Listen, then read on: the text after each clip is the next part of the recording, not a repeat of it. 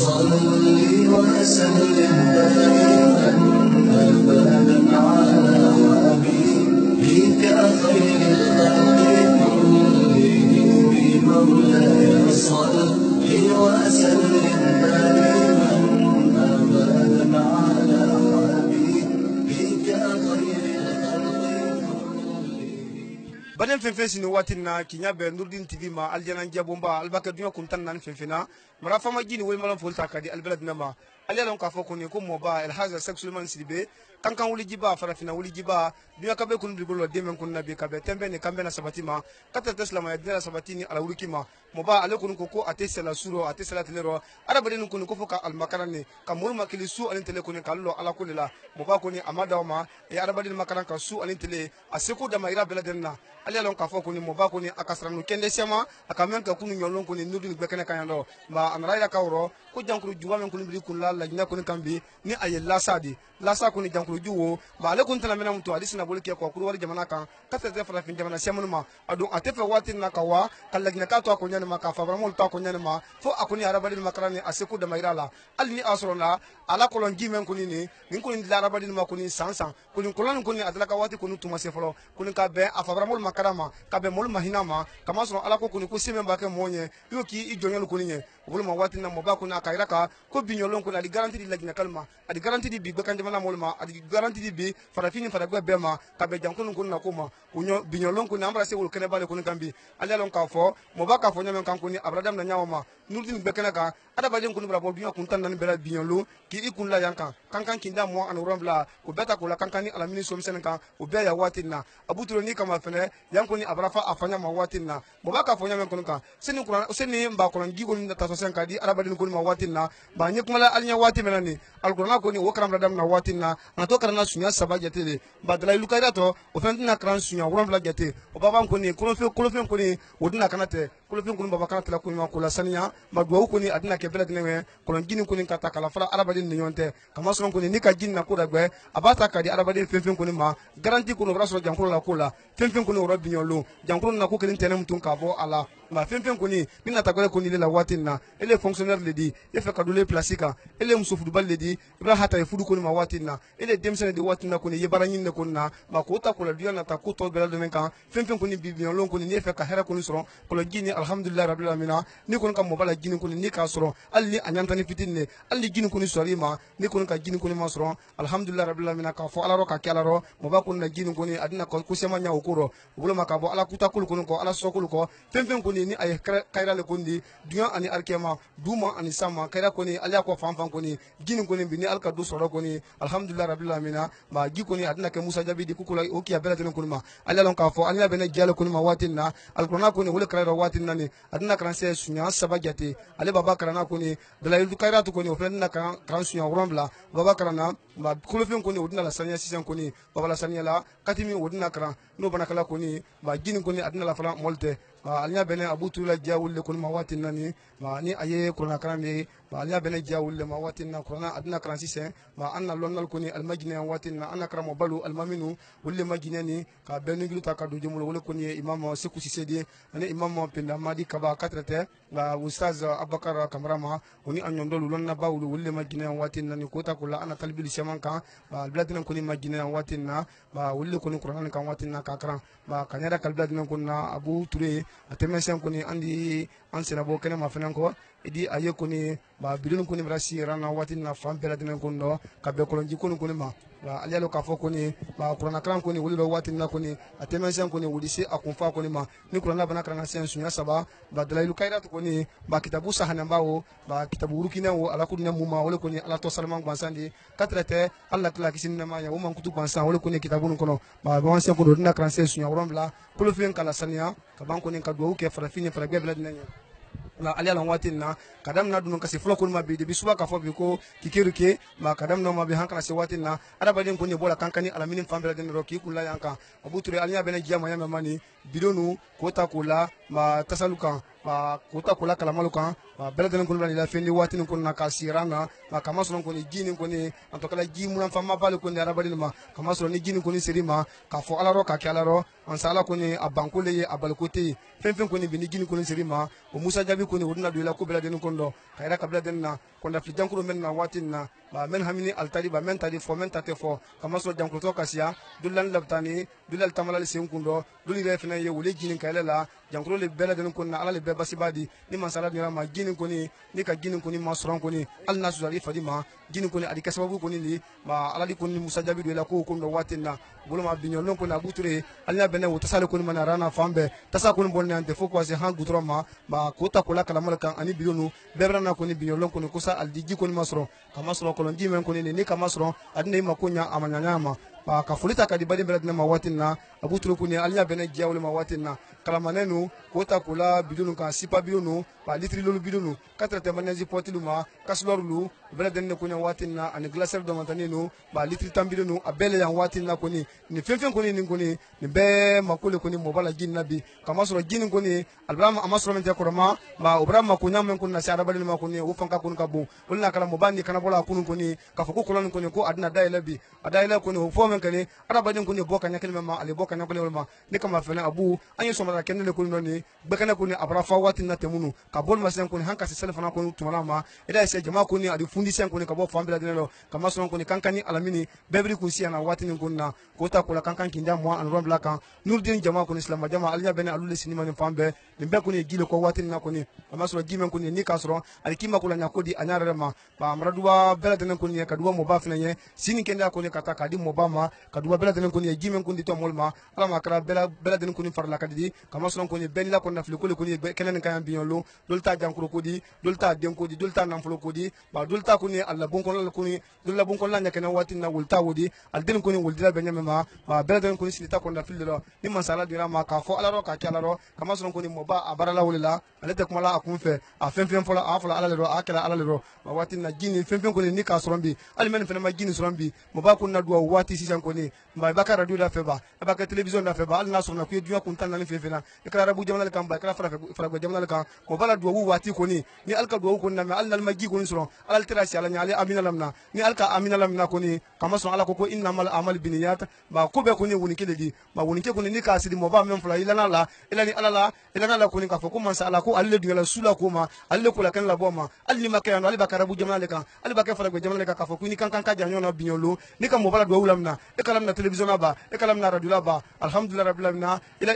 kun ko men kuni bakima ka bo ala sokulu ko hami kuni bakila abaka jankuro ko diba abaka dunya na ta ko susuledi masala ko na di musa jabe ke wala ba ko la se bela dina ma abu ture nya bene woto salle sinema ni fambe hal bisa ko ni tasal ko ni aluna la fambe te kabo kankani alamini somsen na afolita ka di bela dina ma femfe sine watina ko ni kinya be nurdin gbekena ma watina ko ni mral bela dina fo ka alukunke salama jama ko ni albrabo fambe dina watina ko ni ki ikulla yankan ma atana mena sen ko ni qur'ana wudina bankara na se dalailu kaida to aldina ko o fenan kara sunya urambla baba kulo fen ko ni yan watina ko fenna samiya no bana ko ni gidi di molma mo ba ko ni ababo sen ko ni katimi wudina kara katimi baba kara na do men ko ni mo ba fe binyolon ko ni aduna la se ko no bela dina ko ma mo ba ko na ala do men ko ni ketobi ababa kala binyolon ko ni fen ko ni be al men leptani men te ya loba men ye fara fina ba lagna ka men ye wa ko ba men ye konko ko binyolon ko ni be ko ndalo bi la barada ko ndo be dalo ko ni fe ko bi ka fo ko do men ko ni kene ko afona ala lo akato ala lo kama soro araba den ko ni bati kala ko ko la abedan to mun kan ko ni wole wulin kedi wulin ke ko ni ma sanya ko ni kalli ko ni be la wule ka mo ba ko ni al hasab sulman sibe asono me gbe ya ko ni asono me ko ni gbene ne binyolo ka be fara fima asono me gbene ne bi ka lo amari re flo mamudu na ya aladi asono me gbene ka be lagna ka ma ka be fara fima ka be fara gbe ma wulu ma mo ba a fenfen fola ko ni akato ala lo ka ke ala ro maradu mo ba nya ko ni sini kenna ko ni kata kada ma ala mo kara abu ture atana mena sen ko ni andi amadu jama ko tolla da kun to ko ni kala sibela dinen ko ma biyan kana te ko ni no fendam na sen ko ni biyan saniya andi amadu fenna sen ko ni ko yata ka di bela dinen ma ko na ko flama ndo flo ko na kala albra woye ba dalilu kayla ta temen se fenna ni kala no fenna bana sen ko ni ba gifna ulta kadi molma alina bena bidon ni sinima ni fambe alina bena adaba ni fenna ma albona fambe la den lo kana kankani ala mini superfecture tan fla mo na ka fambe ro watina ko ni ki kula yanka bara alu fo ka alu kunke abu ture atemen sen ko ni andan ko sinyo ma fenna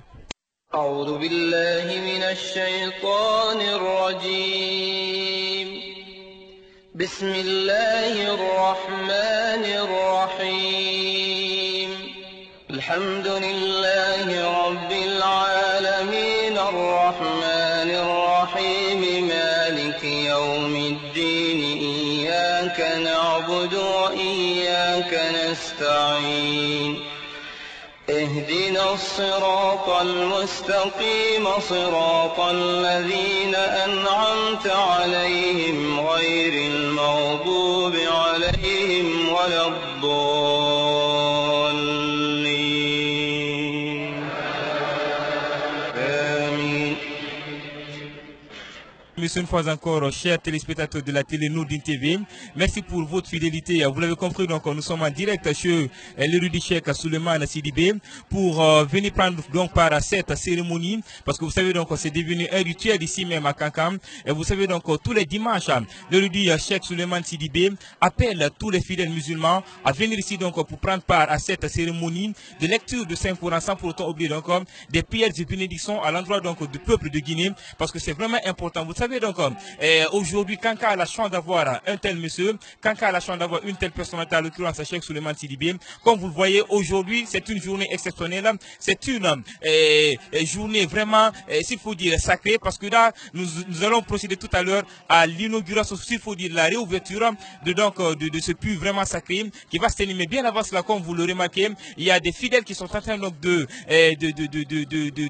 lire ce qu'on appelle quelques versets, de lire ce qu'on appelle quelques sourates du Coran, pour au moins comme l'a recommandé ce qu'on appelle Cheikh Souleymane Sidibé, pour qu'enfin la paix de Dieu, pour qu'enfin la grâce divine se répande sur la ville de Kanka, sur cette ville sainte, cette ville hospitalière, et surtout sur ce peuple de Guinée. Dans un instant donc, on va procéder à la réouverture de ce puits, parce que vous savez donc il y a une maladie qui vient donc de débarquer en Guinée, à l'occurrence la fièvre Lassa, et cette maladie elle est hémorragique. Alors selon Cheikh Souleymane Sidibé, quiconque aura donc la chance, s'il faut dire, de boire ne serait-ce que quelques gouttelettes d'eau de ce puits sacré, franchement la personne sera épargnée donc de cette maladie, et la personne sera à l'abri également de n'importe quel type de maladie, parce que vous savez donc les gens sont victimes des maladies vraiment occultes, notamment les maux de ventre, les maux de tête et beaucoup d'autres maladies. Mais avec donc cette eau sacrée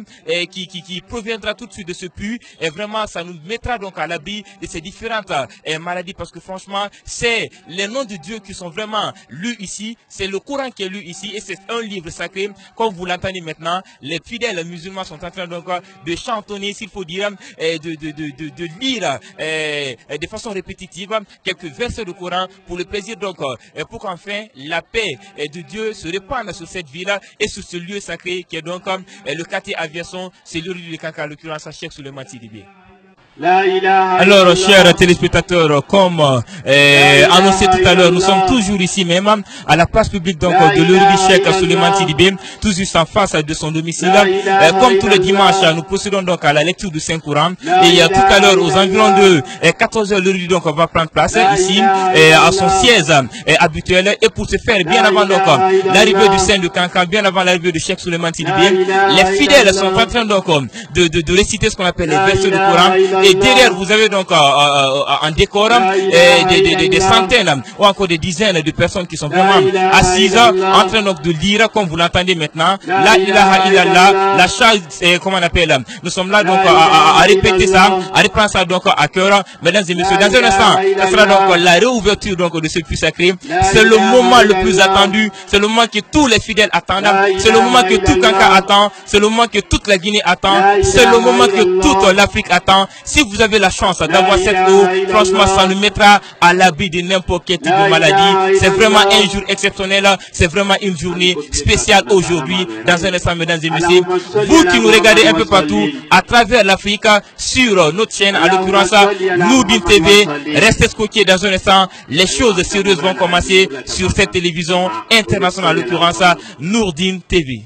Chers téléspectateurs de la télé Nourdine TV, merci pour votre fidélité. Vous l'avez compris, donc c'est là le lieu sacré, c'est là le puits sacré. Tout à l'heure, donc, on va procéder à cette réouverture. Comme vous le remarquez, donc, des dames sont venues un peu partout, donc, à travers la ville de Kankam, et certaines sont venues également des différentes préfectures qui nous entourent, notamment la préfecture de Sigiri, la préfecture de Kouroussam, sans pour autant omettre la préfecture de Mandiana, Kouroussam, et bref, toutes les préfectures sont présentes, notamment les préfectures de la région de Kankam, et aujourd'hui, donc, les gens vont assister tout à l'heure à cette réouverture vraiment importante. Mesdames et messieurs, chers téléspectateurs, comme vous le remarquez, donc les récipients sont là. Certains sont venus avec les bidons de 10 litres, d'autres sont venus avec les bidons de 5 litres, et d'autres par contre sont venus donc avec les bidons d'1 litre, histoire donc de s'en procurer de cette eau vraiment sacrée, de cette eau vraiment bénite, pour qu'au moins la paix de Dieu répande dans nos différents foyers, pour que la paix de Dieu et la grâce divine se répandent donc sur tous nos lieux et sur toutes nos affaires, parce que c'est vraiment important. Certains ont entrepris donc des affaires depuis des activités, depuis des temps jadines, mais très malheureusement ces affaires sont vraiment gênées, ces affaires ont des sérieux problèmes, mais dans ce sens que tu as la chance d'avoir ce qu'on appelle cette eau sacrée, ça te permettra quand même d'être à l'abri de ces types de problèmes, des maladies occultes. C'est là, comme vous le regardez donc au fond de moi, vous avez donc ce qu'on appelle ce puits vraiment sacré qui est vraiment quadrillé. Dans un instant, on va procéder à cette réouverture, mais ne zappez surtout pas, c'est le grand direct sur la télé qu'on appelle Nourdine TV, mesdames et messieurs, chers téléspectateurs en tout cas, chantonnez avec nous, appréciez ce qu'on appelle le public qui est venu, c'est vraiment important parce que l'affaire de Cheikh Souleymane Sidibé, c'est une affaire de tous. L'affaire du Saint de Cancan, c'est une affaire commune. Cheikh Souleymane Sidibé, sans doute, c'est une chance pour l'Afrique, c'est une chance pour la Guinée, c'est une chance pour le monde entier. D'où d'ailleurs cette nomination comme ambassadeur de la paix pour l'UNESCO en Afrique de l'Ouest. Mesdames et messieurs, restez tous avec nous, nous pour vous, vous pour nous. Dans un instant, le grand direct va commencer. Merci beaucoup. Alors, mesdames et messieurs, nous sommes toujours ici même chez le Saint de Cancan, en l'occurrence Cheikh Souleymane Sidibé, dans le grand quartier qu'on appelle l'aviation. Ça fait partie donc des 27 quartiers de Cancan. Et comme on vous l'a dit, les fidèles sont là donc à chantonner ce qu'on appelle les versets de Coran. Et dans un instant donc, on va vous passer ce qu'on appelle, on va vous mettre en direct avec notre oustaz, en l'occurrence oustaz Kamo Sissi, dans un instant qui va continuer avec les fidèles qui sont venus un peu partout donc des différentes contrées de la Guinée, des différentes contrées de Cancan. Dans un instant, on vous laisse apprécier, mesdames et messieurs. La ilaha illallah, la ilaha illallah, la ilaha illallah, la ilaha illallah, la ilaha illallah, la ilaha illallah, la ilaha illallah, la ilaha illallah, la ilaha illallah, la ilaha illallah, la ilaha illallah, la ilaha illallah,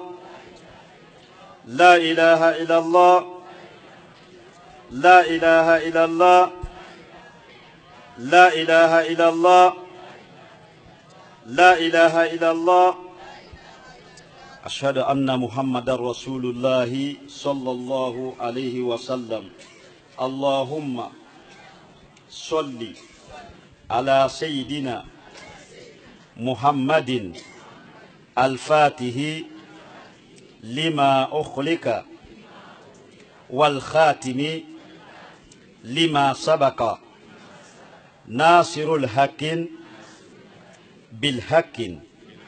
والهادي إلى صراطك المستقيم وعلى آله حقا قدره ومقداره العظيم. اللهم صل على سيدنا محمد الفاتح لما أخلق والخاتم لما سبق ناصر الحق بالحق والهادي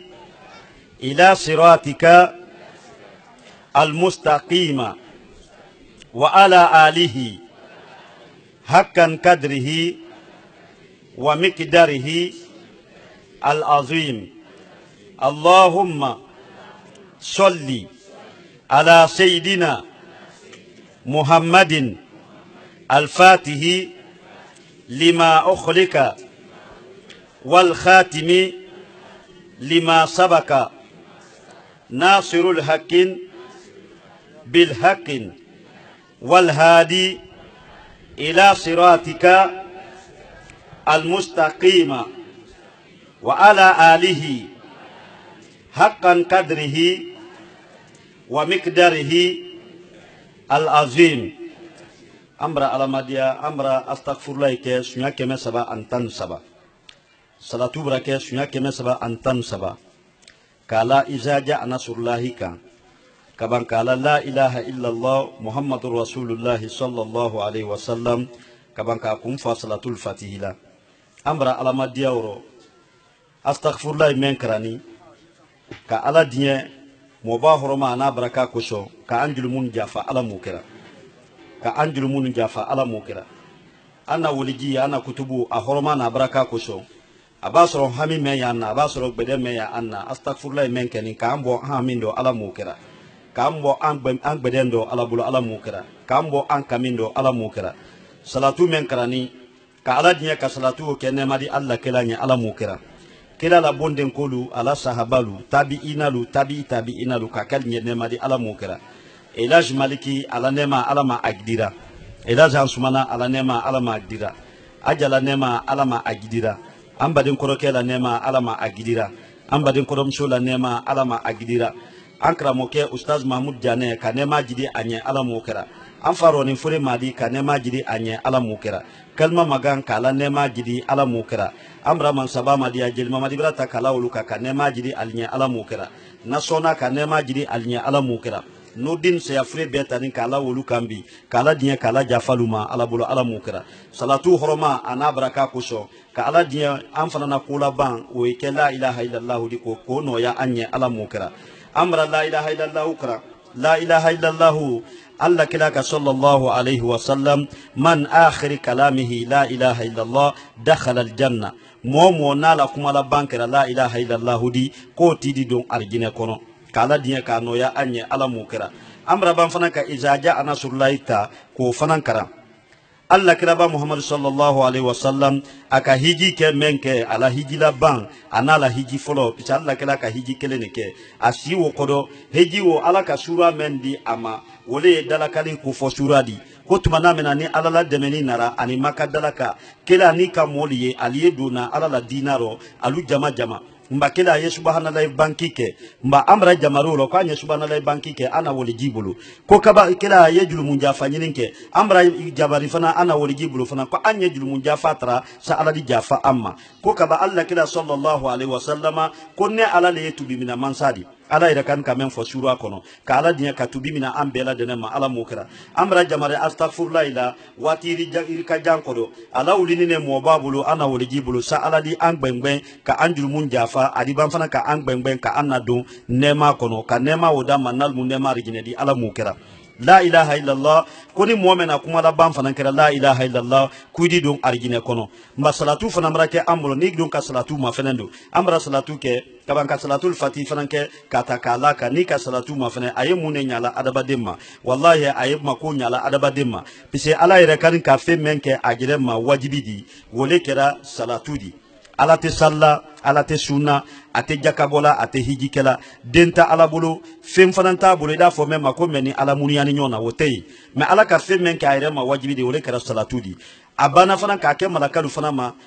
wajibi di kaban fana akandi ko almolu mu'min marali menaya amma fore ko islamalu pise edike islamari teke salatu keladi ka ala dinya ka salatu no ya anya ala mukra qalu molu mu'min marali menaya ale salatu ke alla kelaba muhammadin sallallahu alaihi wasallam wala salatu fana kana amulu amra ala madia mo ba me ye bon kono ana wali ji me ye bon kono ka kisi ajulu toroma ala mukra salatu horoma ana baraka ko so mo ba ka me ambulo ala mukra jumen ya la kema amsuma men jamana kono men ya akoka men ye nurdin kono men ya akoka kala dinya kala kuri kala dese ala mukera nyinun kal deme ala bulu ala mukera nurdin ka sabati ka uriki ala bulu ala mukera bensema ka da amma an fe ko bela dendo an kuma kani an ke wulido ala mukera mo ba ka nyombo ajere do ala mukera ale bralo afalu koma abralo bembalu koma ka fembaro men di long ale koma ala bulu ala mukera ala jere burtu ka kan ka aketini ana akela akenya lema akenya menkene ala bulu wole beni kama soro ni kama fene mo ba fadani mu'mina abemba ke ni kama fene wo ka alqur'ana li san kabla bulu qur'ana san kabla bulu ka to qur'ana lala akunkodo kene babo so adi qur'ana ta adi alqur'ana ma fene adal qur'ana ta adal qur'ana ma fene adi kashi mare ala fe men karamba yeni mbo ne la yeni bla ne bon sondoro ye fe nin karamba nalmu alquranadi ye bon sondo bon ne fadiro men di ke fe nin karamba di wallahi ala dun ka akadu men ke odi alqurana o horoma na baraka ko so ala ka fe mbo ado men ken fe wo karamba di yala anya ma fe ta men menani lugo kono yala anya ta o sani ne la ba obi anya ta o la a tamna sabati lali anya la sabati ne wati bela denena ka ala die bemba no duwa men kala wo horoma na baraka ko so ko do an fanan fe ko ala mu kira karamra ke qur'ana wo baraka wo karamba bara soron kaban fanan ka salatu ke balu soron kaban fana moy balu fana na duwa jabi wol fana no mem fana trala ala fe ko ala aye fembo ale do mendi gbele ya ale gredi wo fana kera jonde wo kera ila Sheikh Suleiman Sidibedi ka ala diya bembalu tamini wol no duwa wo menkela wo duwa wo brajabi ila jumaliki ka duwa wo menke wo duwa wo jabira ka ala diya mo ba fana na to duwa wo menkela anya sise ko mina ambela denema ala mukera kamina ambela denema ala mukera denko gbele ya menu ka mo ba horoma na baraka ko ka denko no ya wolinya ala mukera fudu gbele ya menu ka mo ba horoma na baraka ko ka no ya wolinya ala mukera men ma fudu ala dinya ka fudu kebira di woluma mo ba horoma na baraka ko ala mukera men mara fudu ka ala dinya ka wulu sidi arabe aluma mo ba horoma na baraka ko ala mukera amra ala madia hami men ba ke anna ala ma yarada an kamino ala mallawlida allahumma salli ala muhammadin wa ala ali muhammadin wa sallim. Alors, mesdames et messieurs, vous l'avez compris, donc, c'était, il y a les prières et bénédictions, donc, que formulait notre oustaz, en l'occurrence, oustaz Sissi. Et dans un instant, donc, ces prières vont continuer ici même, dans l'enceinte, donc, de la place publique, donc, de Cheikh Suleiman Sidibé. Comme vous l'entendez, il est l'heure maintenant de la prière. Dans un instant, on va se retrouver encore sur ce plateau pour parler, donc, du grand direct de la télé Nourdine TV. On revient juste après, donc, à la prière. À bientôt. الله أكبر الله أكبر الله أكبر ولله الحمد الله أكبر الله أكبر الله أكبر الله أكبر ولله الحمد الله أكبر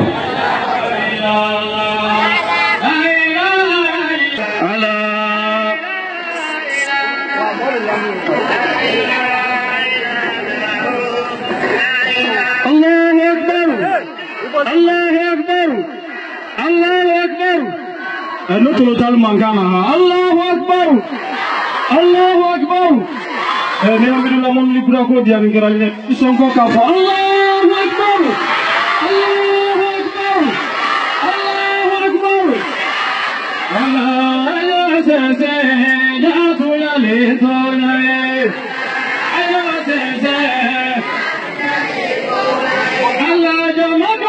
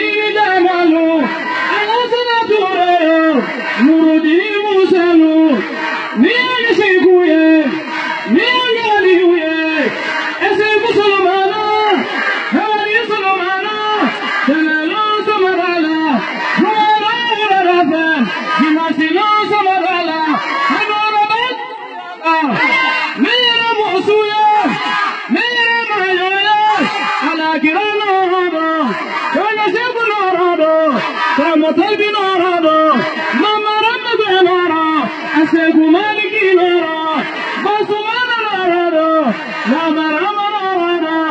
whatever Yadani, Konodana Sikoma, Konodana Liuma, Konodana Kutuboma, Nadisolo Barakala Lama, Hamidu de Menasa, Allah Jamaka Sense, Jamaka Sense, Jamaka Sense, Nasika Sense. Turaga sense, karamo tunale lavana. Ayo sense, karamo tegu solo sababu dela. Mobili solo, naji solo sababu dela. Mobili lala wa jama be punya balasa. Silama jama ayana medua dela. Kadua ujanya wadua uge segu solo.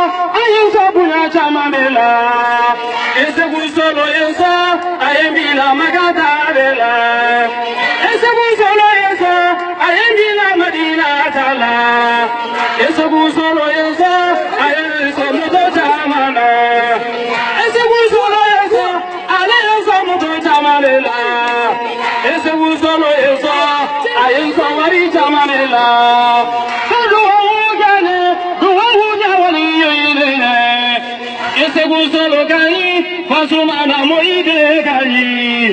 ese busolo kali, Mariama moide kali. Hasili sana, dagatigi dagafana pisa. Nabosani, dagatigi dagafani pisa. Emuna foi mani, dagatigi dagafana pisa. Bayaki dama, aluna me kalima mola. Adiyara mene, beisongo kaforesa. Adiyani mene, bagi bolo korota resa. Adiyara mene, bagi bolo wulisa resa. Alhamdani, alhaji usumana bemi. Usumana kani, wasalimata moide kani. Usumana kani, sebe bolo moide kani. Usumana kani, mama kama moide kani. Usumana kono, anga hawa moide kono. Usumana kono, mama kama moide kono. Usumana kono, adama moide kono. Usumana kono, sebu solo moide kono. Usumana seni, ale seni moiba bunya. Usumana seni, ale seni barikadini. Usumana seni, ale bese tabushirila. Usumana seni, ale bese kumablu mafara. Esilama jama, ala biso labanya marela. Usumana, ala biso barikadela. Usumana, ala biso duawurela. Usumana, ala biso labanya marela. Nurudini jama, begi songo kaforesa. Nurudini jama, begi bolo wuli kafosa. Sebu solo kaji, sebu solo kaji, sebu solo kaji, sebu solo kaji. Waliyu ikari, kutubu ikari, bunyati ikari, belebele kari, badega uga waliyu kari. Bismillah, karamonana, karamogo solomanana, karamonana, badega uga waliyu nana isinani. Masamen kameleta aludan aladan deme, adan deme masanyin dan deme. Masamen ka jina aludan aladan deme. aka adamaden dan ala dan dɛmɛ mansa min ka yiribalu dan ala dan dɛmɛ mansa min ka mɔyibaya dan ala dan dɛmɛ mansa min ka baraka ɲini dan ala dan dɛmɛ mansa min ka baraka den di ala dan dɛmɛ mansa min ka waliji ɲini di ala dan dɛmɛ dususuma ala di dɛmɛ mansa min ka mɔyibalu bonya ala di dɛmɛ dususuma mansa di dɛmɛ mansa min ka suni tɛlɛ dan ala dan dɛmɛ i ka yiribalu tɛ ala di dɛmɛ i ka kafiri tubi ala di dɛmɛ i ka jobalu jɛni ala di dɛmɛ ile men ki mɔyibalu bonya ala di dɛmɛ ile men ki mɔyiba bamba ala di dɛmɛ i wara tawafu kɛɲɛ ala di dɛmɛ ile men ki mɔyiba bamba ala di dɛmɛ kawa tawafu kɛɲɛ ala di dɛmɛ iki baremalu ta ala di dɛmɛ ile men ka faritalu ta ala di dɛmɛ ika karandenu karan ala di dɛmɛ mansa min ka baraka ɲini di ma ala di dɛmɛ solomana mansa di dɛmɛ ile men ka faritalu mina ala di dɛmɛ ika bolokolo dɛmɛ ala di dɛmɛ ile men ka faritalu dɛmɛ ala di dɛmɛ sali ala ila sali ala nurudini jama ala dan dɛmɛ ya sali sali ala nani ya sali nurudini jama ala dan dɛmɛ ya sali santali bila ile mala malo kitu baraka ɲini na ile te malo ko santali bila ile mala malo kitu duro ɲini na ile ma malo namara madiya na dene ile te malo ila tadiya na dole ile te malo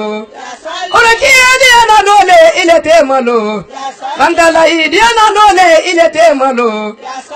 namari koro kebele ile te malo alama koro kebele ile te malo salli ala ala ya salli anurudini kama ala amdeme ya salli Bismillahirrahmanirrahim. Alhamdulillahi rabbil alamin. Ni kaye nani yambi ne bala kumane kumaka bekan lo nsoro ni ele mmoni ni. Mo te ki woro mola e mo me ye folo. Ndakara mo tule ye bade na fayile ke de bade fe. Ndam mo la ke aga folike. Ala ko die la nye. Mais si fami me na ko ko miani. Nki boro la a karaka ni no bala kai bilata kai la ni sama ye bagi bola ko ulon te ne se ni karaka be na kuroma mfana ka karaka la dawo la kala ni karamo to ma aisha ka na ni mena wele woli nte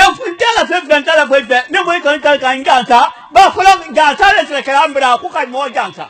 ba ma fo ramanu ganta la woli fe la ko fe wala ala sa wita muri men na kai la wele woli ci fe wole ni ka ri karamo to ma aisha wa ha salamu alaikum warahmatullahi ta'ala wa barakatuh. Jumante ni kanne lone ya nyen nala ya wati siama men lo belema ya parce que jamara kuma intoro la dune mais ni mobile kia fo kuye kila la si fiye wala si wala nan lo la yambi nate moli kemen koni mol malo ni mo siama e kene yela amalo ne koni kan lo ala mo kunasi do ne ko ye men fola kankan den biseniye anya ngolo si kenin koro de kenin kanawa kanda araba dinen si ki bulo si kenin koro billahi ite sa febe ke kudu di fabra ne le ko fola yana ni men malala won kuma kan koro bo moballe ki saranna kanna misri dalaka e juma na todi adun dumaluye akana fo karamo ko nya susula denema ambe kala sinkoro ko kasiya me jane alay kilaye ay bidi jike aladi kije kiladi kiji kyadi kwa yi wako do kende ka ambara ana misri dalaka ro wali hakatu bala sallallahu alaihi فما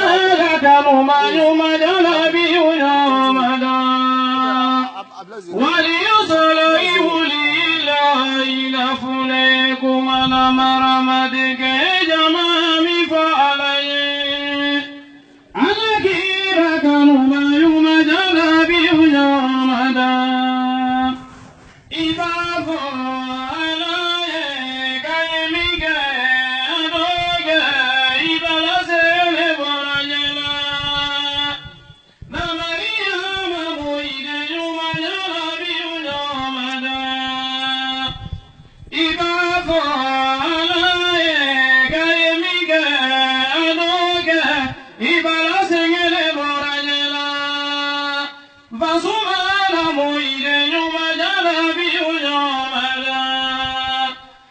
اللهم صل على نبينا نبي بغنا زرامات أحمد حبيبي يومنا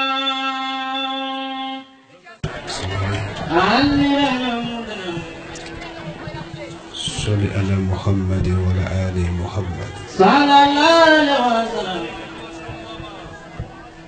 salatu ko ke kila yene madala mo cheda amin alawde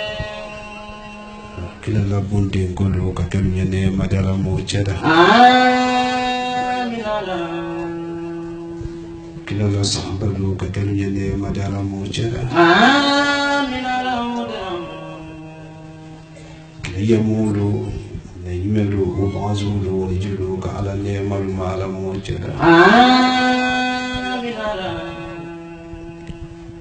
Haji Maliki muy bafre lo halla nema ala majidida amin alawde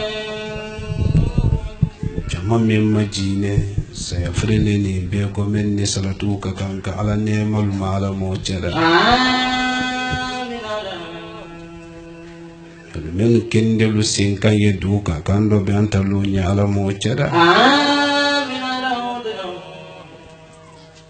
sangare amin kondi duuke namore duwu men kedo ka duwu ni ci alalo ka ci alla kilalo sallallahu alaihi wasallam ka banka duwu ni ci namore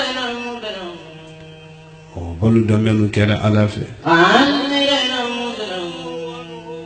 John ye duwa wuni kela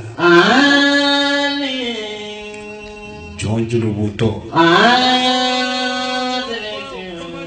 John la fontiali Tumbuni baba Kamolu diana kuma fo wole senni Ke molu diana nkodo fanka ala kilenela على الدنيا جمالي ما كنيا ما على موجودة سانغاري نيفونيو لي بالاندا دو على لي كولو دو نالو مولي نيالو على لو ما سامنا كليا تيتيلا مولي سومبي على لا كليا دو samena hina ye jamfa julutie ka jamfa lusiri nenko dame ye kumala alunya nabi nentuma londo dan birimaku dabare loni wo ye kumala dane makun se mansamenye jamani makunya fanka ye masawulela ba fondo mi laji solo barasuma kira ya jensene ko jamana kono laji solo ko benda menuma dina ji bonden ni musulnyala kira ya jensene ko jamana kono laji solo ko makemenu hene kodi da foden ni musuluma kalu fanalu chemalo ko bidisi kama soro dunia kuno sulumo dunia badila nyawunya amadiya men natire kele wuldi malolondo kama soro dunia ba jama soro nyawunya jama ko makemenu harijadi wuldi malolondo sabula alabi so yesila alabi jamfene yesila anye bidimasi mendo nin dalimari dunyara kuma yebo kan da mendo alinya bo dawuro dawo dalimansa aliyo la seboya mafule kuma yebo ka sonome mendo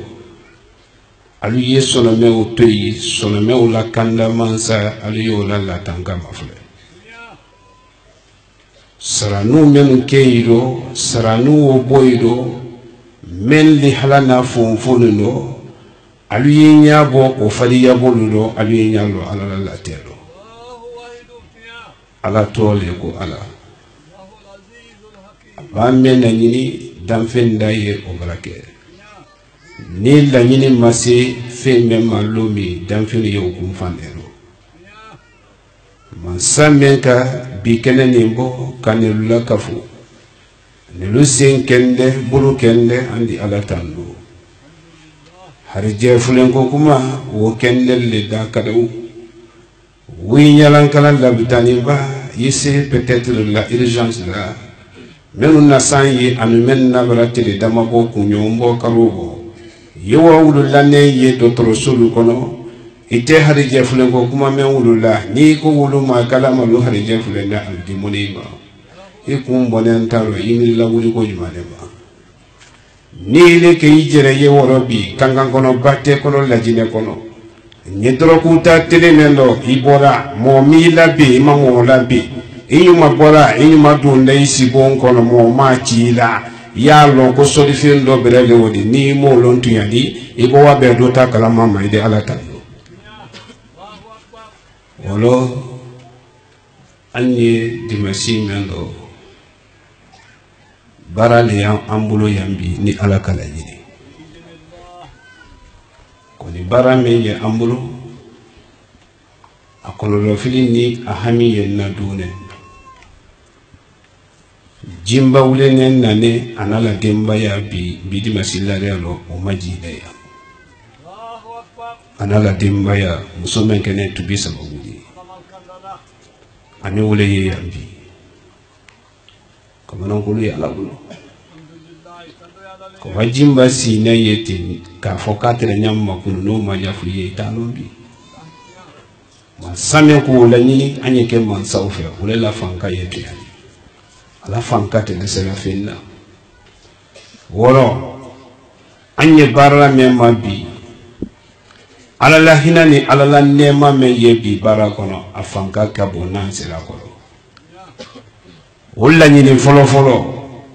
nin dalimari dunyara nka mari madia womin ko kenyala womin bonyala ani womin li halalullah womin fem bona beselene alama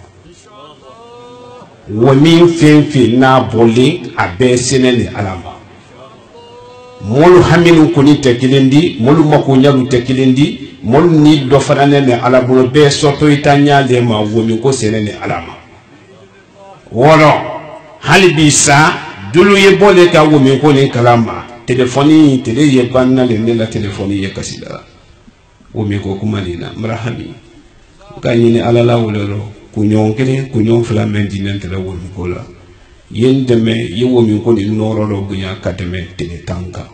manu ibra dunya woro fenfe ni ma womin ni bofolo idisa bola yale singaro makono tele tan lulu ibabo wole wodi ko me afane lo me bravo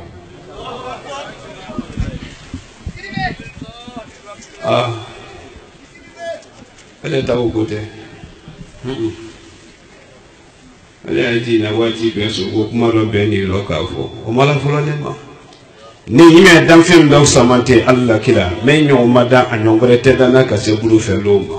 anara saranu fim di nyana maya kono jibrilu na la men na sama ki mari kote marika ablan kono loni men na men jibril na li tekelendi aka o fenfe lankene maya kulombali lu nyana uluko beye nyangole le ma foko sekila la ne maro seina wona ko so alikuna na karamba wule alikaba kono idi mo siamaye alusisi da yesuma ka alunyajida wulu bembalu lete mene nan ka de mena ngari ne tate kasi wolo amma nan ngadi me mama nan ngadi me la melo nella catena sono belle loro ma ma nangari mfa ma nangari ne here ma nangari ali wa Qur'ana don bori ne anagari balu jugo ni Allah sininya si troya ni here Qur'ana bori de oleka wono womin ko alawara binye ka noro do saman ka se singaro makono telitan boluma singaro makono telitan boluma ali yekuma ndobere womin ko ni anato ko men ni lajine kono womin ko nato ko men ni lajine kono bela kaniye ni yekuma fula fola bi kuma wote da mansala bonda la kuila gardien kasia ni kuma do le foko do le bi ateda mo la bonda la kuila makaba kabu be kuma do banki impi ateda mo la bonda la ko garde kori kasia ateda mo la bonda la ko bolokoro nya kasia ni kuma wo suno ne de takuna di kuma boyoro kaja ne sorosi ele men sikataro boyoro kaja ne sorosi di nya fola nya me ma keto tini abella jine do sanka do afrique ko bi ni malo yoro sa jamana dimra to ya benini ka molda kuma yelema nasiya ya ko mo ke ndalo ma di katral masoro ndalo ma yali la jine ko yani nyedo o nyafo be ro folo ani barale koni barale ni nanya Abraham hamidu ne anno juma sene ko men o teka bala konne men ko mane sisa ko kankan dem sen ye kenfe ana fala yede te ba hobe ko mala de nyane aya ana jabalo bala konne la to futa fane lu me ka hankini la jangoro kyaka abule manton na ne ya afala male do lu ni ko na yo la sa iri ka ko adone yero meno ne yere la bunda ko ya kadila kadonka mol ko wadi kankono anaye kasila ko bala fate ko ka sura silu kini ko wa baladi nete ka be baradoma nka muso ye kasila ntumbe yene ka sura silu kini nka chesa muso ye kasila nka dogo na kamakasi alaye ala nimfa hamini chesa muso luluna ne ye wole no ka ko la bato muso ni ye hamini ko do filime no bi kendi na fa ba ke yero bi fani yere ma yake kenne yadi na tere ile de juri sallallahu Allahu akbar wase dala bane ni kamerin kada ye balaka ya lulo ji mena bi menji mafane kasaro wase dala bane ala kamengo ka wasake balakonne ona badin ni afalle non ne sola du kulo da gutronda du kulo ni fara million bi woro taso du wole la tedi ndema bi ni wulu ko woro ko misri dala ka to ko wajuma sali hami kele men nawlo ntumura fo nabi yeluma ko jumana to no sali sarankana lo de ko wa yasida marankandi musukoro lu ko to jumana to sellayi mbay yedu wule kala woro bana nna musukoro wulu dusuku yenyi mba kala mena wando ke ma ka foluye wodu ya lu malu yebe o ma no kera ni ala sonna la hididi ma fanda la bani ko ni wulu ko kam ma be ma he le tatenyire de kamana brole ndi musukoro wulu bandu yoro meno ndudi ale wala anye barale ngoni Ibrahim nalo no molu kilila ku ana tele ronfla da fale tele ku ni koli dala yilu sunya ronfla ani kuranga sunya yirika ka olofen nasaliya ka sawanyo na ka duwu ke dunya le laharani ninda wala kana ambolo kuno ambara toro jangaro sulon bali jangaro yinan jangaro ambara wo tofo kambe ko amma to la nye senelelo ne lo yanse no ante kusi kalama men bolo yekolu dobi wulu bara jangaro ni ko foy ko kambla yinan berelo kon men bolo kono basinente jangaro kono men ye fadelu kono cancer o basinente diabète basinente tension basinente biye jangaro basinente he sila fa fene molu ka o fene basinente sila fa e ma sila fa lo sila fa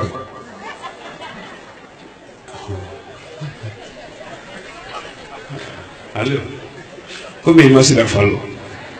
sila fa kele mangtundi dimasi ko belenta anyo toiti ufa kunye ala nema ala machiya akunde dunya wonna to sela wati dolo ko ceni musulu lutin ni desoro musulu ko bela de ye fi mini ki isi baraka sida mako foni alaka adoni momen luti ni le siri jere la ka ku jere ma ibe ne muso mendi o kungo tene ka fengo blaro nata ye o so mero tele kuna da alwa sida ta ki sambala ibe ne chedo di ele ye gbado na ite wala ko ite wala ba ko imo sado ni chekele ne no che o nata kabo hali mana ta fesi da la ade bunguru na ayo ko nata ni ko fama ase lo suro ko me kende tela ko me do so ni yesu mo gbara da nyame ni ibe nda wo che wodi ede tu ila gbado na alwa sida ta kana seika ante sida famu to ga mi buru na lo sida famu ko presidente bembeleya jamana kono presidente anambara toro ebola bara na kala jine ko be la se akofe ambara toro anuna kili wati la jine ko do iko amaji mafaso na fura ji mafa kuma meiro ambara toro iko koko bala fana yese na kana nya fofa maluye na lusele jangoro ni na seino alu yala se alu woni ke na la fama ya fanka na lodina nya fo dotoro luye na lusele na lunyeni ke me garalo alu yala ko se aboni yoro me do awe alu yo fo alu nyana na ko ke Allah tolo woni do dunya ani lahara alu kana so nyawunya jangaro ni jamana do sa lahara to alu kana sonde jangaro ni la jina do sa kala jina do kala mama fa mo alu kana sonde na jera Allah tolo to billahi tallahi usmane ne ka kuno Allah tolo yemeno ko jangaro to nane anani mamune adani kisidude kabidi kose atosine nan ko ke ala da to nya muhammad mafefu kono musulu la foko ka fo ala do ka jala jama be na de ne mala de ala le kala de mani na ala taw ko horo mo la mo nya sele nya bawra ala nya sele nya de saya bi na kito ira lo jangaro nyo ko foko muhammad jangaro wala la ko ka jama makini ba jangaro na bani juna mamu ni duwo kende ni brakani sarakate ani dusukuna beyate ani alala fanisere ya mana ha wo fulo la jina su tol monto adi bala yade tankoro me woni chuna kisitu mba journaliste lu anu yekol na korose anu hankili to ko lu fe londo don to na kuma la yadi masido ma ngombara fendo ye anatol la jina kono men na to forela nya fe kambolo da maka la sei ayeko sei men na to forest la kuna tukoro mol la sla kuna nya la sei kuma wo fora molo ya lomi molo ko go galu kuma ile man kamera do mila e bage kuma ile mamulu telelo kuma ile mangulu ga iraki ne te kuma ile man kamfo ele tele bene kuma ile man telema kuma ile man kamba iraki la te kuma ile man kamfo atele mbabi kabiri chun jangoro mento lasa kabiri chun mamu bi kabiri chun mi fene kisiru mba ni komendo na fore kono ni komendo na mamu o beka jamana la furo ye bale la furo yo ko ban hamini wolega ni do ngala ni mi ademina like la dina kono suyo kamina like telero billahi na ko boda mo sonka atito ki la fama ya daraja kabo atito ki la nafolo daraja kabo atito ifele ki la salama ya kabo ki la loni ne ngondoma nyenne folo lo non dobi na fo kanema nga fo mansambe ndi ko do gani ya sise fo ngo ya fo ye bona te hangili toro ko fo haja tadi wulu ko la di teme tunya ani teleka kuma wole sene yorono ne lo kwalu yango baiti wo sene ne ndema abuture bala do mo ko ibala me yoro men ko ni kala mosu le yoro nga fo muri mba ini ma kuma wulon tunya di bi baiti ma sene kele made dal fe wore men yemiri jula ni mo tewu nyena asene wulle ma haja tan la baiti sene yoro ima fo yodo nani ye ka bangban na wuli mo baydo moy afani na ko alu sene bangban no ba isi na yoro honge aturunturun bagore men yeya men na aturunturun gama kwalu ni le foda don ni wila kwa mane kadini mbolu da alama kala hereje wala masabadia mansaba masabusali na ni te jiko dinka bangangelo di jindo robla mara famine jiko no ma no moy pisa ngwayena nye jini ni moluma na be na be kuma ina manjangaro ndama sa to de to jamana ko ni jama men na ne ni kan tolon ko ni nabula la bi ko nye di la moluma ne bra hami ko gore kana go ji ko do men mo ni na ko ko aya kala do ni hami ne tene bulu ko suru wala kala tra pale ni biya ko ka biya dale makale biya bulu ambane ko ka fala ye ko no fimi ni la ko nte sa ko ki bulu fe bulu no ko ko le fala muli e ban sa wala telendo a ji la funi we se ngolo be ita so ba anya te ngono halamba tele ba masori la men be na ni bi a be de sa so la anya kala ni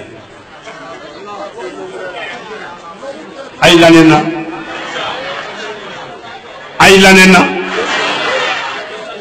ninka men fa yi kuyi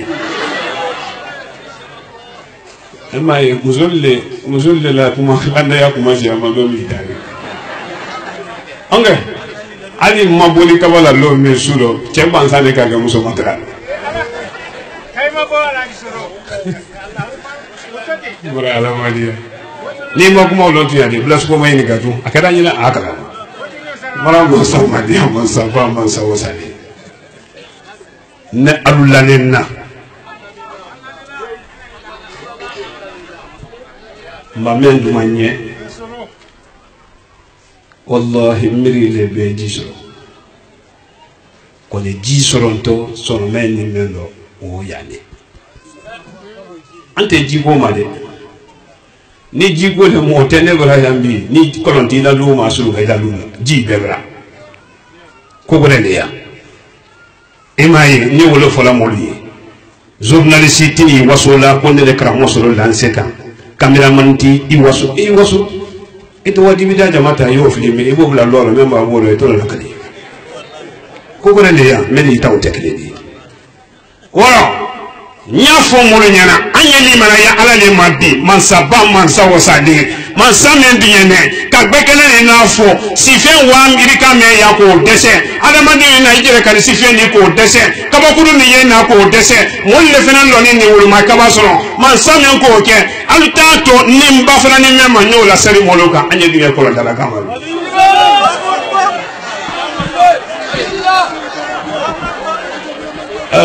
ay lo anya ko nyongolo ay hakato mani yesulu mon kolon dala ay mama nyini ga fulo nyini ga masalu ma fulo jama ay yedunya ala koso kila koso egalo hami men na kolon ko do nyen hami fo moli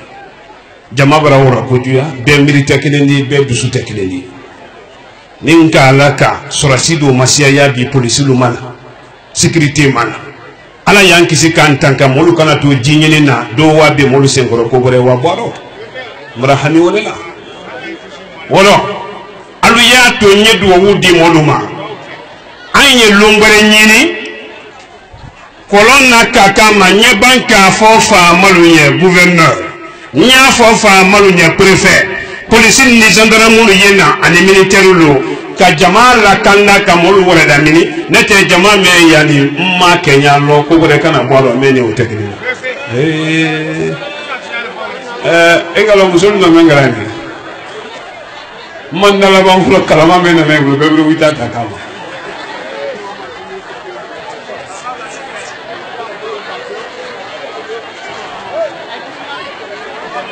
alu isi alu mafa fajiri sali koro ne yere le bone aye molu manyine ka man la fajiri koro nyere le tere kolon kan ji mendi to molu ma nyere le tere ne abara pero nyansa mene ye kolon kono ka wulu matomo ka wulu boy moto talibilu mane nyere le tere no subhanahu fe akene ala yina wono nka fama ji wo ke mansa mendu yene wole nyimala seima alu isi dia luta ngana kuma ne sara no katere ilone mba sara no katere ilone itena tono soro nala alu isi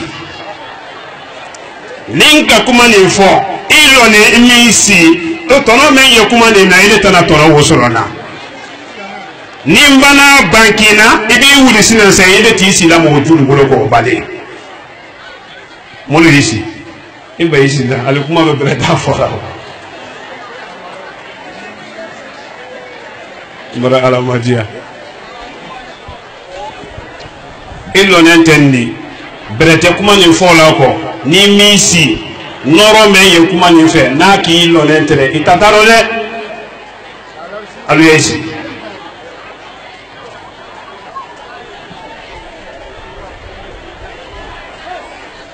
la hawla wala quwwata illa billahi al-azim sako kalma men do man kalma ndari o la ba militi flappé ni ba ñe ko mo so kariya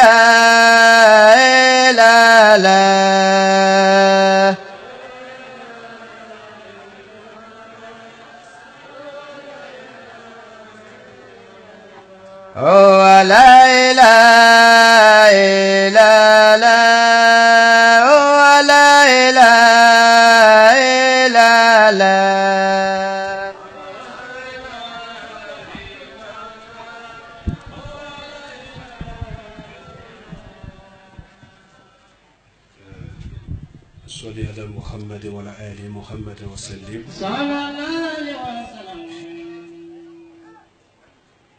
kanasi jamama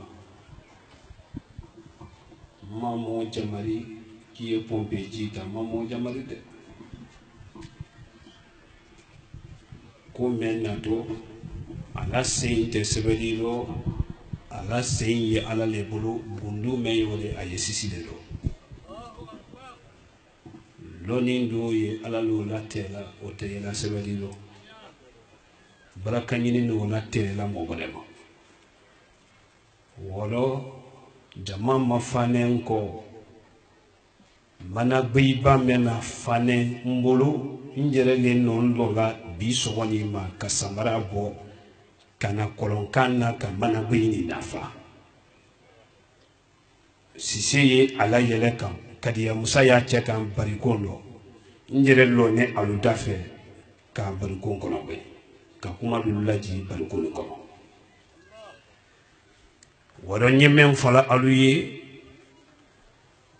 jiwo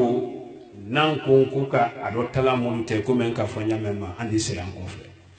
ntafe wuyeke Nuruddin biro men ye kankan karite mon woro fula ko ani kankana mini solula bena bidon lodi talata ladelo ka ila biro karite luta ka di aluma ka mana bayini do fara be wadi la karite kono ko wadon non do fara molutey hanni asranki se tone la mena lu kono ka basake naldo fene ma be ado talata lo ji kenya belengono ndo cha ko ali adamande te ko sola ikalo sisika kuma do fara do la kuno o mabe yeba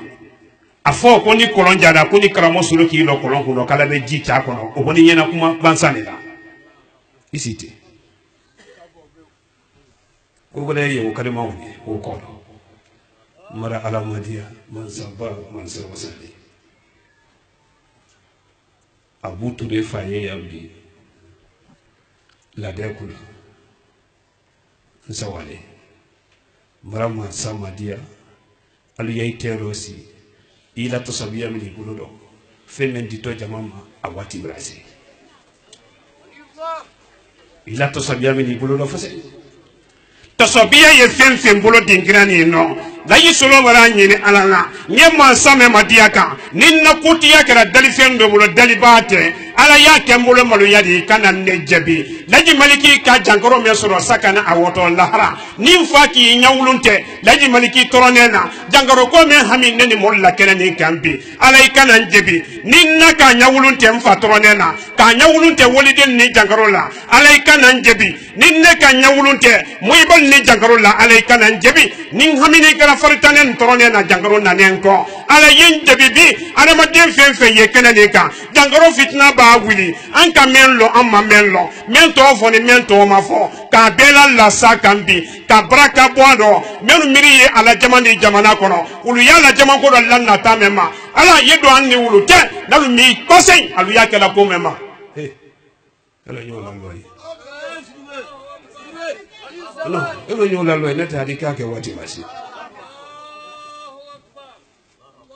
ala nyola loy yela kuma le la ko ni lo nyai to kala ko ni lo nyola loy no sina bulu yetu yali be ala sita moma ni ndali patu yada to sabia ye fenfe bolo kenani ka fenfe nale ni to sabia yi bolo fenfe nale to sabia ti bolo ele ere tero sile hal ni to sabia ti bolo wala mayara do la menka hasiri ya tiro adenkana yana limala ya yido katrete ye television ma fenen ka Nurdin TV katrete ele ye YouTube le mafuleka abuture yoroni alondo yoroni ndo ele ture la limala ki ture awolo sambedia awolo ture li ture la limala ki soro ture le côté folo ele mo le ko ele natural mara aramadia mansa ba mansa wasal e fanisre mansa la hawla te maruga ko mene akabombi buja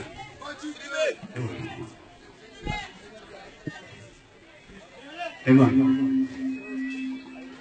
mara alaki te ji samara donde bidam onge eya samara lansen samara tesen mba akala yi fenita samara bo wa yi hamifu medisi damani jangaro men ko fo kan wo tegutunde nya fola alado kanche alado masahinante mansa wasane ka bon fala ne maro sey makabla bila awane ka muiba menu tumulo ul ni jangaro yellu kono ne la isolo yesuno mahami ulla jangaro la ala jangaro men ne fadi koro me molu fadi koro ye fanka di jangaro ne ma jangaro men yesla ka ye fanka dama nin hamina umfa kuma kanela ul ba toro ne bara toro ma dama la fankele masolo jangaro men sila ka ni men nale ala yedu ye jangaro le basima bi ka ke bansani ka ke uyadi ka jangaro ko ka kuluta ka brakata ka baro fenfe yambi ni torole toro yala wuli mansa ala de ala mala wuli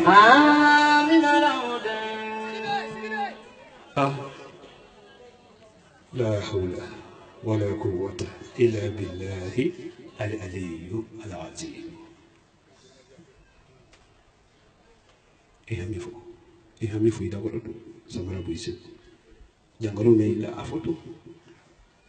keda lon ko ja ko jiro fara o fene na wallahi na brede ma ko ja nya bra sisilo abani wala ke ko ma ko ja o fene kan ma jiro fara di bi wala ke to bi fen fen dere ni fidak setala fen fen dere ni basido tala bien wati be say be kene ya sono yin na kuma na korosi ni sendu bema bi la bayila basita la baya ni so ma bi fadi nyamema hal ni man ne ila fo mo ya ila ni na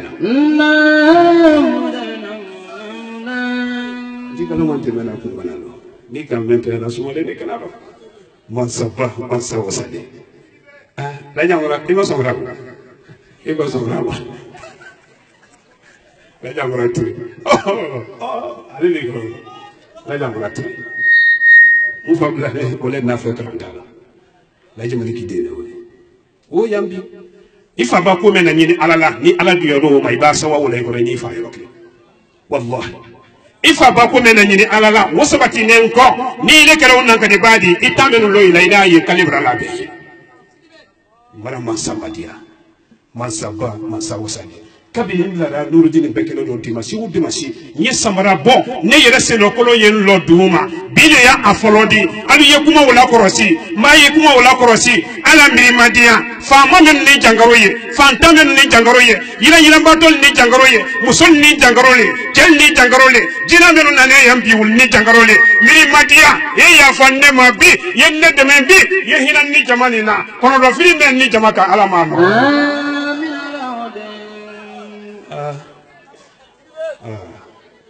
Kena samra madu na jangaro lu brawa hamini jama hami alama kema tolu wato ina bonda la islam ya alama ina de nambalu alama lu de lajina jamana alama suma lajina jamana alama suma lajina jamana alama suma ne hamini jama hami alama no dine alama urake no dine de nambalu alama lu de ma sayyidi ya kamulu pasikende ya alama ma sayyidi ya journalist lu lu de alama no dine tiji barabalu alama lu de abu ture alami kandara abu ture alami kandara abu ture alami kandara ini barabalu alama lu kandara ayati na bara me ma ngolo ne ni le tero ka sabati alama lu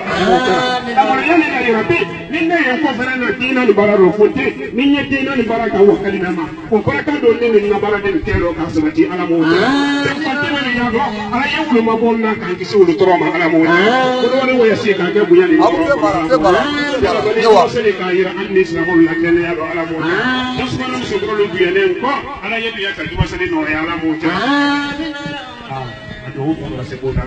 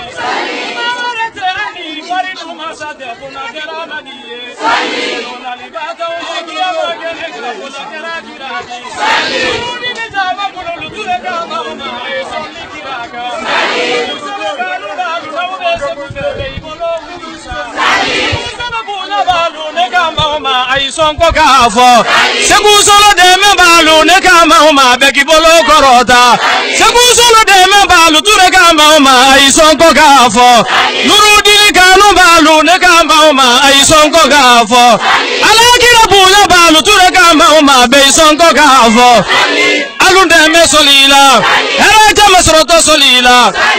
alundembe solila kunandia soroto solila segusolo sigilembe sibonkono nana aleye solila alahadi sigilembe salonkono nana aleye solila alahadi manake wadunya fa aledi solige segusolo dalembe amerike ufe aleye solila segusolo manata farasi tala aleye solila segusolo dalembe Côte d'Ivoire seguduye solila alahadi manake wa maliende ufe aleduye solila aisonko kafo beipere kafo anye solli kiraka heraja masoroto wodela anye solli kiraka bunyata masoroto solila Allahumma salli ala sayyidil kaunaini Andeme alamenka sani duda wodandeme namaramadinke aladi deme ilekera moiba yafe aladi deme ajobalute aladi deme ilemenka iribalute aladi deme ala sungaro makonona aladi deme demenka baluke aladi deme kairi balute aladi deme Kajina maluke aladi deme Sali ala ila sal Anurudini kama ala dandeme Ya sali Kamen ka uloba ya dan uleki deme Ya sali Aladi deme masadi deme Namra madenke masadi deme Mansamen ka uloba ya dan aladi deme Ya sali Namra madenke mansadi deme Mansamen ka brakangini da aladi deme Ibara brakangini ke aladi deme Ibili badi malubunya aladi deme Ibili moi balubunya aladi deme Ileke nawakaya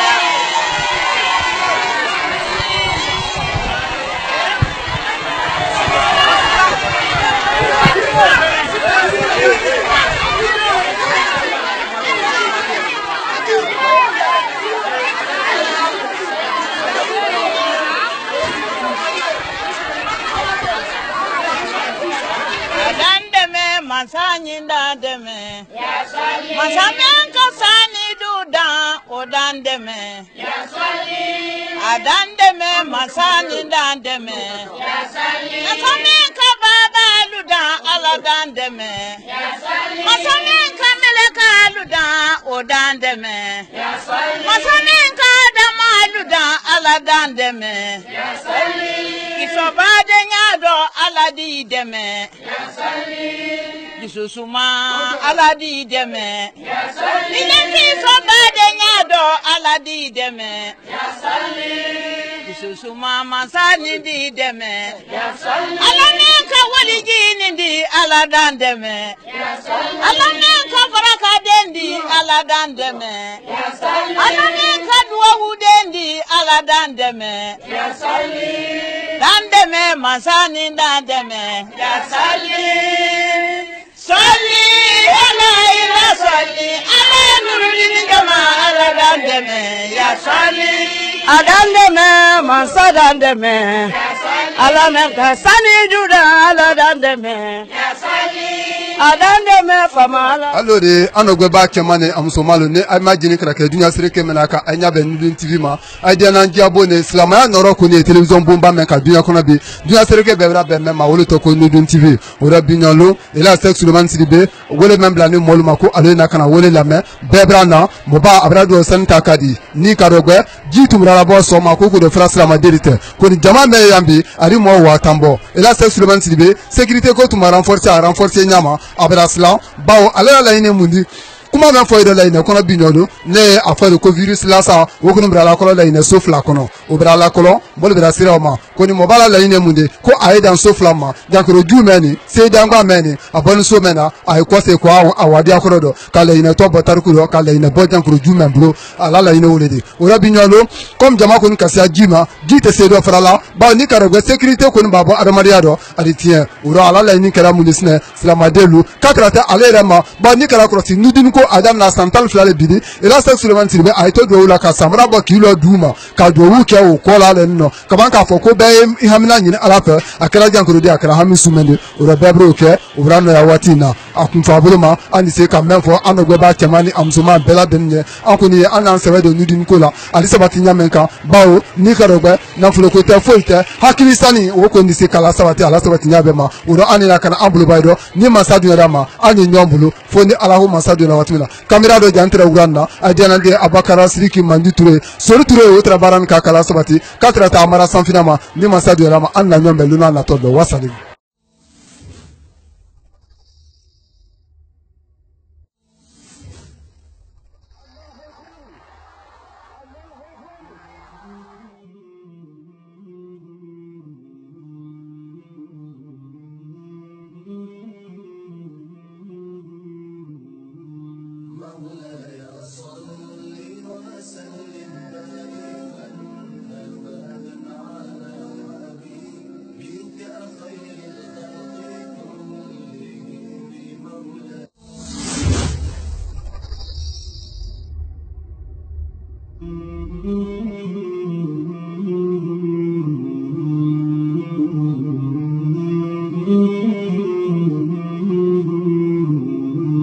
مولاي صل